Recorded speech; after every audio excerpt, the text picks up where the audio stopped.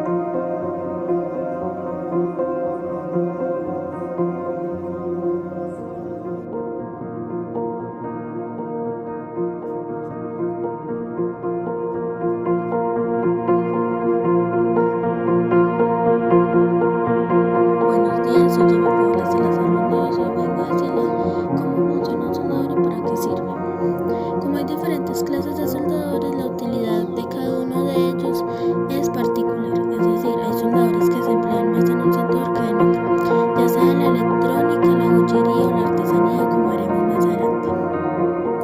Por lo que respecta a cómo funciona un soldador, empecemos por definir qué es. Se trata de una herramienta diseñada para funcionar materiales metálicos.